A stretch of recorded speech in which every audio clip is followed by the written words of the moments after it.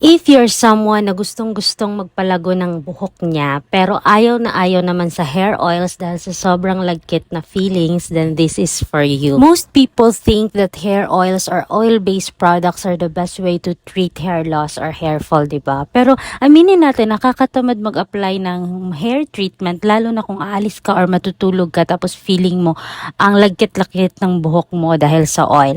Plus yung amoy gamot pa, nakapit sa unan, nakaka-off, diba? So, unlike the others, this Minoxidil Plus is a water-based hair treatment. Parang tubig lang siya na mabilis mag-absorb sa anit mo when you got to spray it. It also has 5% minoxidil content na may LCLT na rin, ginger and neem. Isipin mo na lang itong 5 bottle na to, 5 ml bottle na to, para siyang protein shake sa anit mo para lumakas at tumubo ulit ang hair mo.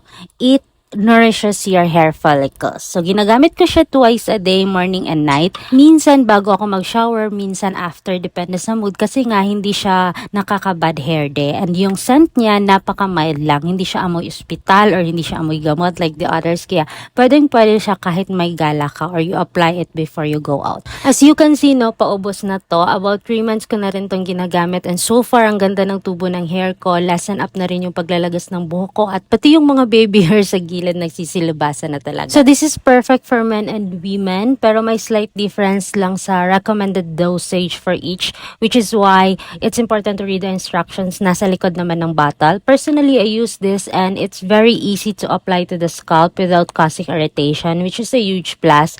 I've noticed faster hair regrowth and hair less fall, making it a great addition to my hair care routine talaga. So, if you're struggling with hair fall, don't wait until it's too late. You may check this out. I've got the link down below, girlies.